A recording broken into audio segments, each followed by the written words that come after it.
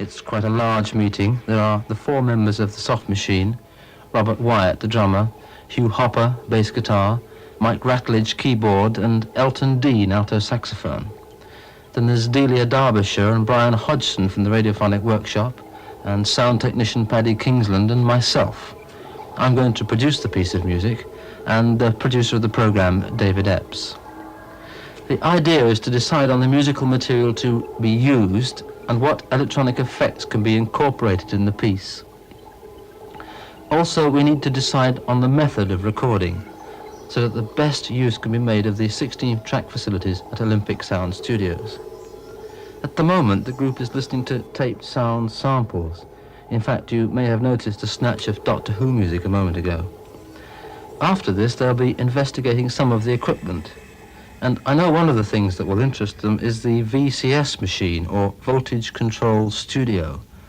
This is a fairly small but extremely versatile piece of equipment, which produces sounds from oscillators. It generates a wide range of effects through the interaction of its 3 basic sounds: the sine wave,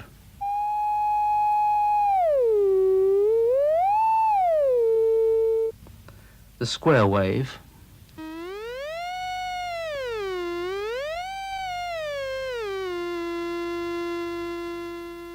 and this, which is called noise.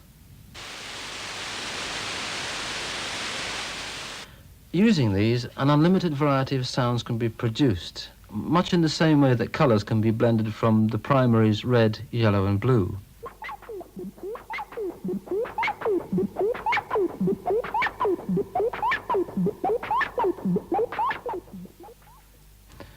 In addition, of course, pitch can be varied by slide or step, and the various characteristics of a sound, its attack and decay, for instance, can be modified by the voltage control system. Its possibilities, in fact, seem endless. All this investigation will obviously take some time, so we'll break off now until we've finished experimenting here. And then I'll ask David to talk to the group to find out what effects they've decided to use.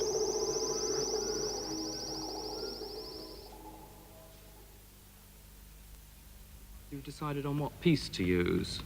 And I believe it's even got a title. Robert, what's it called? It's called Eamonn Andrews.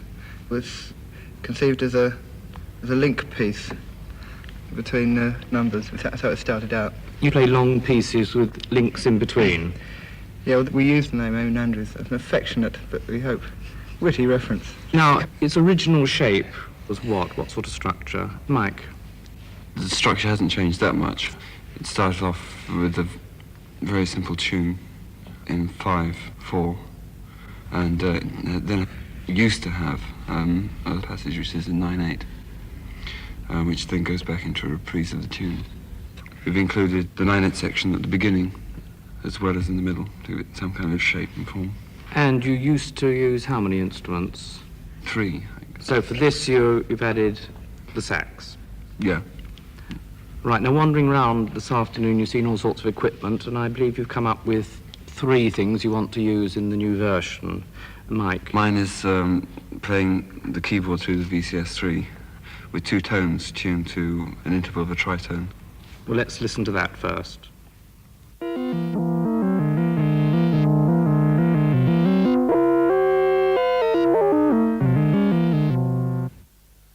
Now, Hugh, you've chosen a rather different device, in fact, one where the frequency or pitch of the note is changed. I'd better explain what happens first.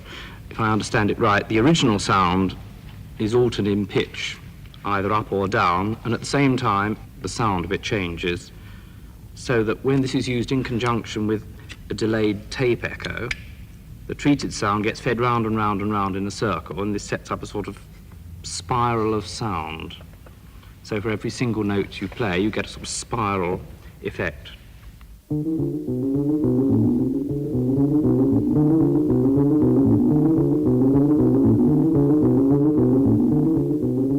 Yeah, in fact, it doesn't really sound like a bass guitar at all, and you get a lot of the high harmonics coming off. It's difficult to play the original because you hear all these different notes coming off, but I suppose you get used to it eventually. Elton, the same with you, saxophone with a different sort of frequency shift device. Yeah, one doesn't have to play very much with it going on. It does the work for you. And on this piece, with a long bar, you get the phrase at the beginning of the bar. The machine will do the work for the rest of the bar.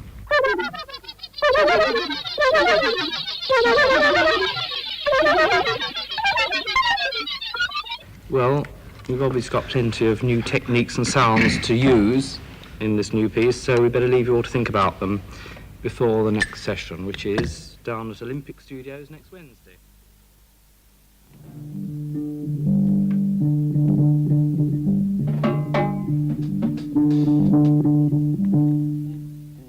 As you can no doubt hear, we are now in the studio. Let's just find out, what stage have we reached with the creation of this piece of music? Mike? Well, we've got the basic structure straight, the areas that we're going to leave free so that we can add electronic effects afterwards. And the basic structure is fairly simple to allow for kind of maximum use of the facilities we've got after we put down the basic track. The basic track will consist of what? There's a very simple tune. It starts off with virtually acoustic bass and piano, for which the electronic sound is going to be modified later on, and more electronics are brought into it until it builds up, and then the tune comes in, which is in a different time signature. It's in 5/4. It then goes into a freer area, which is again in 9. It comes back into the tune again, and ends up on a kind of riff.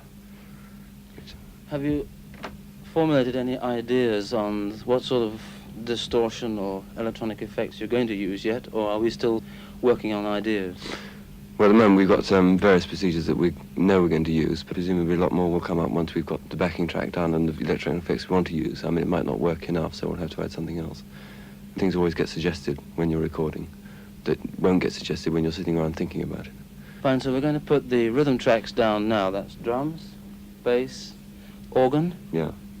Anything from the sax or the wind instruments at all? No, I don't know what I'm doing. Nothing yet. That's an interesting point. Right. Doesn't know what he's doing. So we're going to start recording on 16 track, splitting up the instruments, drums, bass and organ. Right, let's listen to what we're going to put down first of all.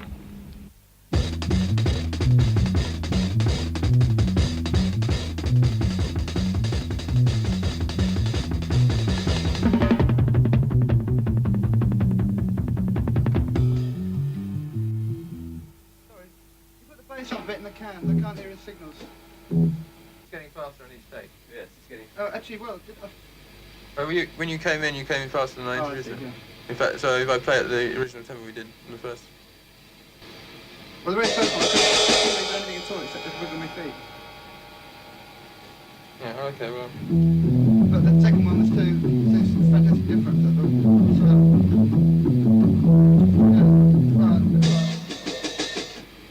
What tempo we do it live is that? Well, they're obviously having problems with the new structure of the piece. Let's just listen to what the group is saying. You know what they do first? No, that one is the basic one. So when he does da da da da da da da da da da da da da da da, we use that as the cue for the first time round. And you're going to do the composition twice that time. Yeah, right through the. Yeah. And So that structure is exactly the same as we normally do it. Then we come out into the fast 9. Yeah. For how long? I mean, are you just going to do it on organ and then you drop out and come in again? That would be the best signal. If you play some things on bass. Well, after the tune. Yeah, after the tune and the 9, so that we know when you're coming back into the tune again. If you drop out before you do it, so that the last 4 intros into the tune are clear. Yeah, right. If you dropped out. And then we can drop the bass out altogether when it gets around to putting Elton's part on. Hey, you can I'm go just using down it as a guideline for the length. Then we'll jump at the end. Yeah. But I don't know how long we got. If we keep, yeah, I like that end bit. We'll see how long it I lasts. don't think we're likely to run over time anyway, even actually No. improvising. Do you have about a minute at the beginning? If we do the 9 before it improvisations goes in- into... Of the broken up 9 before it goes into the 3/3s. You like the Cue. improvised things, instead of like adding them one after the other and making more time, we've got make various layers, can't we? Yeah. Simultaneous layers. Yeah. Almost unbelievably dense. We'll obviously iron out these problems in due course. So when we've recorded a good rhythm track that everybody is happy with, I'll play you some of it.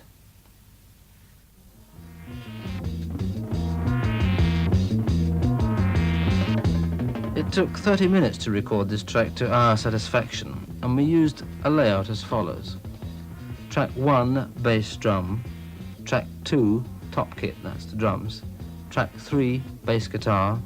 Track 4, the VCS machine, track 5, electric piano.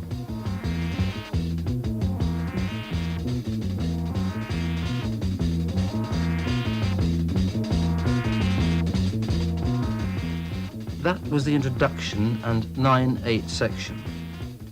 The next bit coming up is the 5/4 section.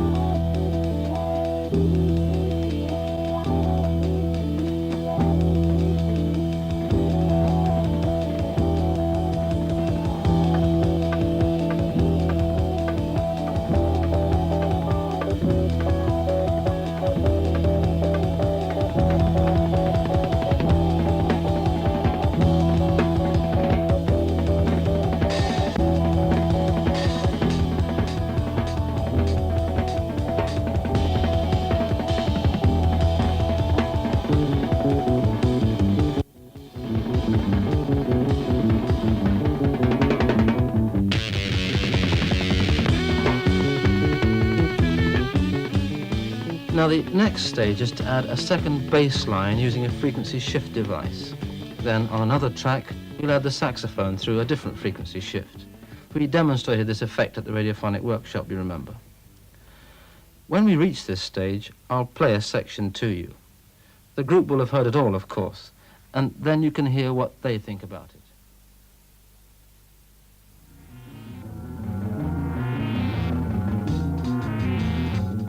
Here's the first mix.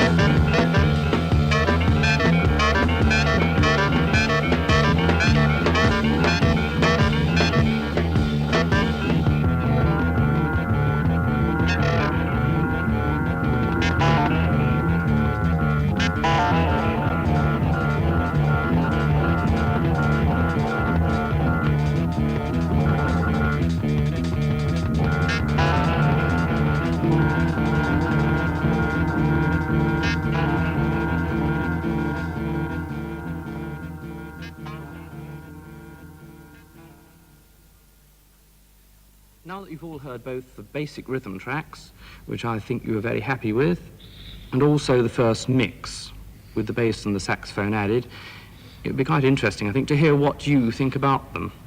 I rather sense that the mix isn't really what you're after. Elton.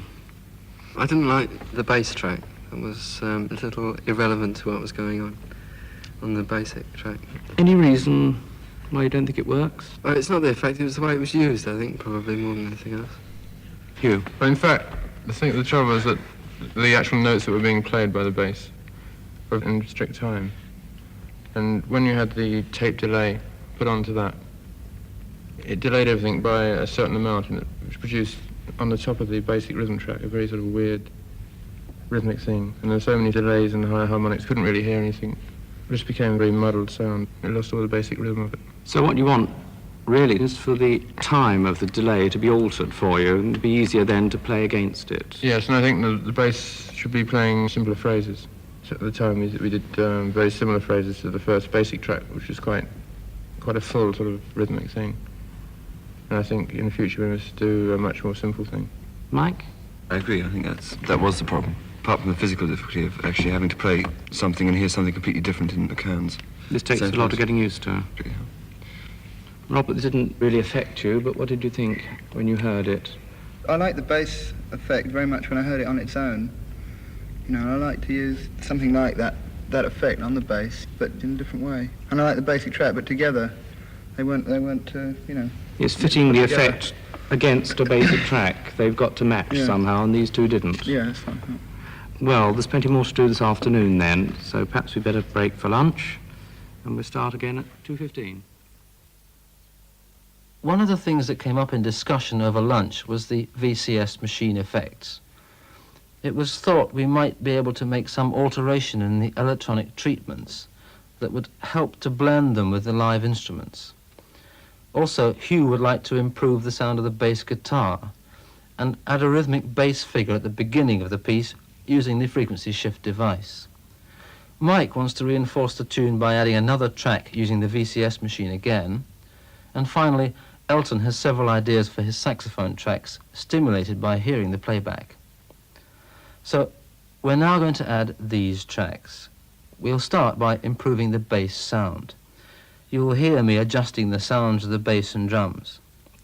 Okay, Hugh, let's run the track and hear your new bass sound.